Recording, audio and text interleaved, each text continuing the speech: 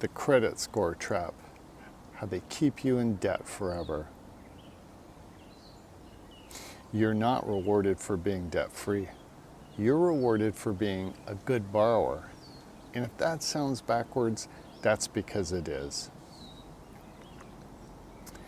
Most people think a high credit score means you're financially successful. But here's the truth. Your score doesn't measure wealth. It doesn't measure freedom. It measures how reliably you go into debt and pay it back. That's it. Pay off your credit cards every month, great. But pay off your car loan early, you might see your score dip because that account closes. Your credit mix shrinks and you lose an open installment loan. Pay off your mortgage completely, same deal.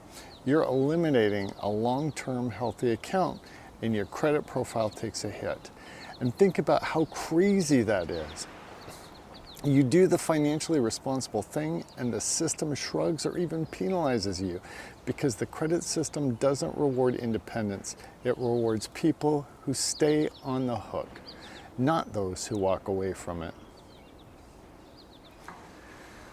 The credit score system is a product of the banking industry. It was never built to make you free. It was built to help lenders decide how profitable you are to them. Think about that.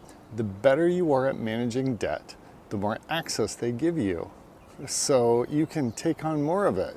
It's a treadmill, and the harder you run, the faster it spins. And the truth is, they're counting on you to slip, to fall off, get in over your head, and start living on payments. Because once you're in deep, that's when they make the real money. And most people, they never escape. And this plays right into the culture of consumerism. You're told to spend now, pay later. Finance the couch, lease the car, swipe the card. And now, young people are literally financing DoorDash. A $20 meal turns into $30 with interest, and the balance sits there. How is that ever going to get paid off? The system isn't just pushing debt, it's normalizing dependency, one payment at a time. All of it helps your score, as long as you stay in the game. But step out of line, like trying to build a life without debt, suddenly the doors start closing. Your credit score isn't just about borrowing. It affects insurance premiums, job applications, even business approvals. And for most people, a mortgage is the only path to buying a home. That's why I say the system isn't broken. It works exactly as designed to keep you owing, not owning. Escaping the credit trap doesn't mean avoiding credit entirely. Sometimes you have to play the game to beat the game. That means strategically using debt not to consume, but to build leverage. Curating a strong credit score for better mortgage rates.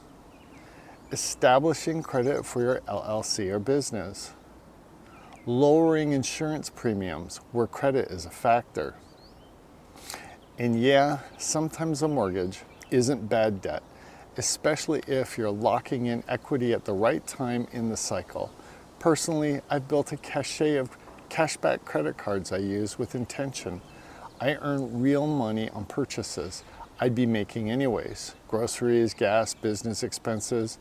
And here's the trick. I pay them off several times a month.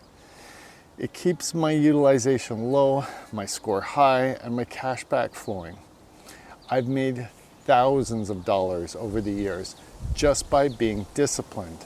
It's strategic and honestly kind of fun. But here's the warning.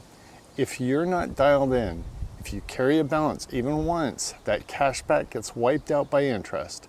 The key isn't just knowing how the system works. It's knowing how to work it without letting it work you. Ultimately, the real goal isn't just a better score. It's real freedom. That means building assets, growing cash flow, reducing dependency, controlling your time. The credit system is a tool, but you are the one holding the handle. This channel is about awareness, about strategy, and about helping you win in a system that's not designed for you to win. If that speaks to you, subscribe to Grace Horizons, drop a comment if you've ever felt caught in the credit score game, and share this with someone who thinks a high score equals freedom. I'll see you in the next one.